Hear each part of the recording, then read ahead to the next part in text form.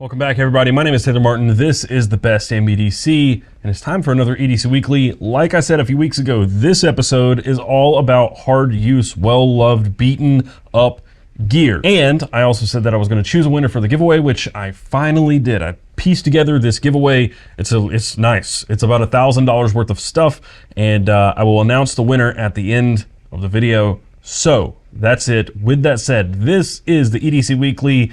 Used and abused number 3, I believe. I don't know. Numbers are completely pointless now. Doesn't matter. This is the EDC Weekly, and with that said, let's do the damn thing.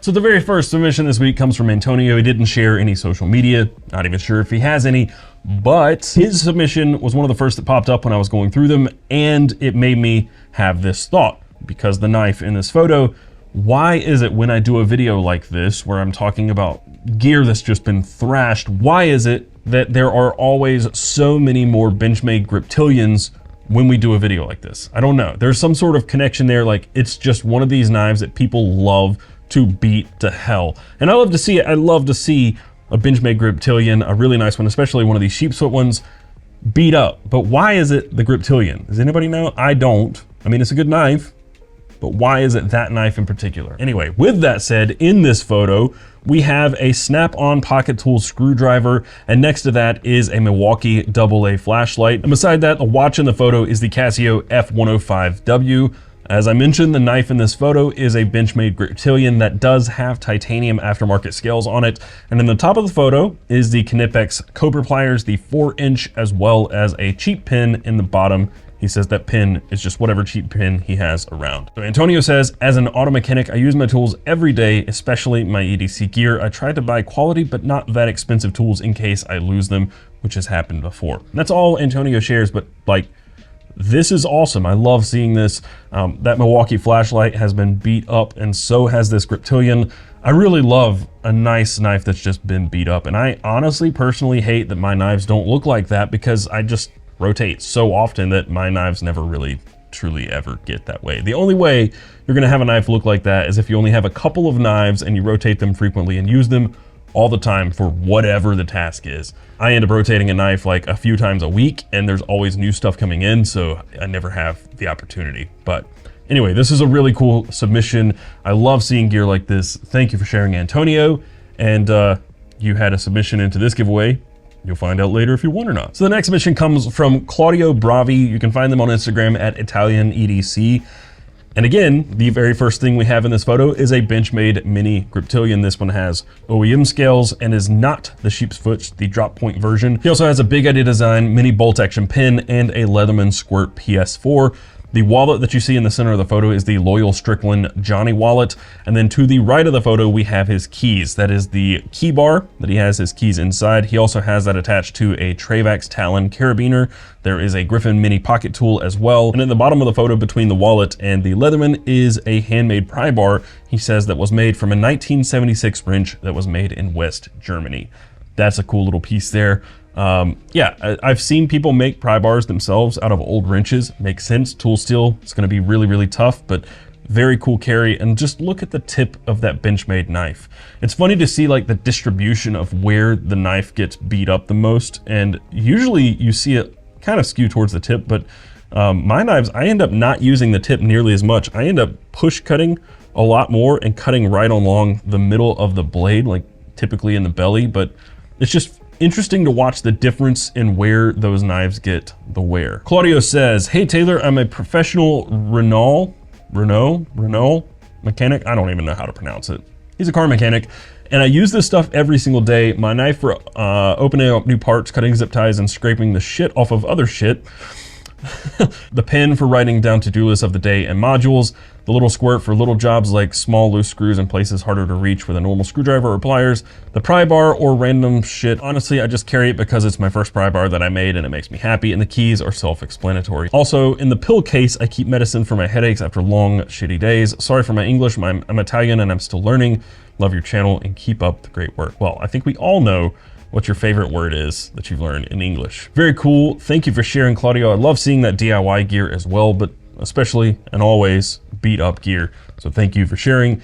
And you also have already had your entry into the giveaway, yada, yada. I'm not gonna say that every time. Thank you for sharing. But before we go any further, I wanna thank the sponsor of today's video, Big Idea Design. They've been a sponsor of this channel for a very, very long time, and they've contributed to many, many, many giveaways that I've done here. It's no different this time around. They actually put in quite a bit for the giveaway that we're announcing at the end of the video. So we'll get to that later. But for those unfamiliar with Big Idea Design, they offer a wide variety of truly awesome everyday pins, like the Pocket Pro. There's a slim bolt action pin, a mini click pin, and one of my favorites, the Fountain EDC. But they also make a ton of really cool titanium pocket tools. Like one of my favorites, again, is the TPT slide. I talk about it a lot here on the channel, but they also make things like pry bars and screwdrivers like the EDS or Everyday Screwdriver, the Bit Bar, and then one of their more recent ones last year, I believe, was the Bit Bar Inline. It's constructed of solid grade 5 titanium alloy, and the pocket clip is grade 4 titanium. It's an all metal pocket screwdriver that stores spare bits in the handle. It uses neodymium magnets for bit retention, and it can be used in 3 different configurations. As the name suggests, inline, but also a T-handle or an offset T-handle for additional torque. However, today, Big Idea Design is releasing a brand new Bit Bar Inline, this time called the Max. As you can see, it is slightly larger. It functions on the same principle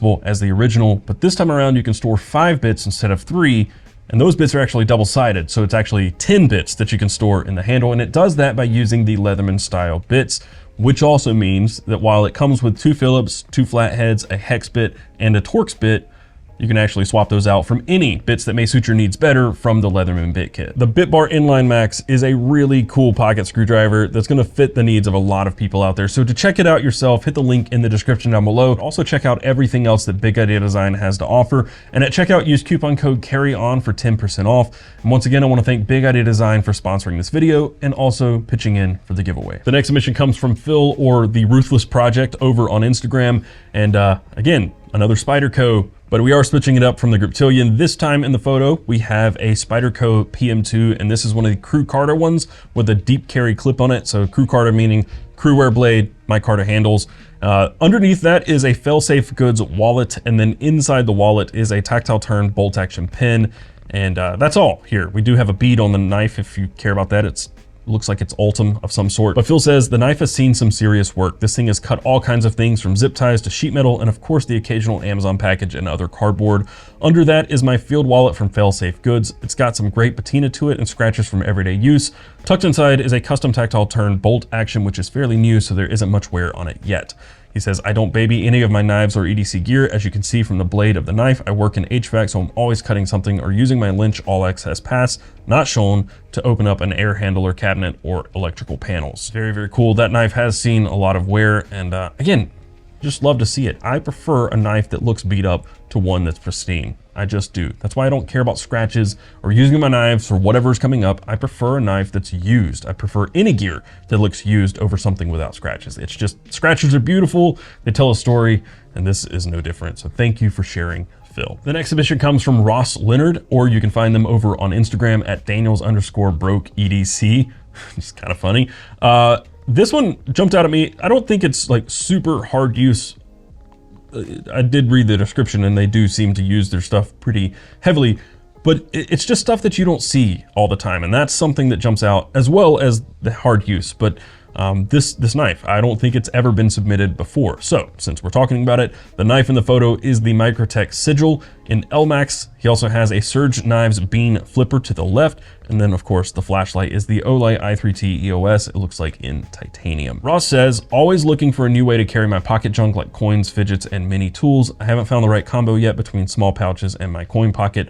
I still end up losing stuff. Yeah, I don't know if I can help there. Small pouch would probably help. Maybe like a little Altoids tin or something. I don't know. Like the pouch that I'm giving away in this giveaway is the CUP, or compact utility pouch, from Zero Feud. These are great, very small, compact, fit in your pocket really well. And they also have little pockets inside so you can store different gear, different sizes. And if you want to use it as a wallet, you can do that as well. So that's really about it. Like there are other pouches kind of like this, but that's one of the most compact that's also still very useful. Ross also says, these 3 items are my go-to for any day, but especially hard use. I don't mind beating up on any of these 3 because they are so reliable and are made of great materials. The Microtech sigil I picked up on the secondary market, and I have done everything from prying, cutting, and by accident running over it with my truck.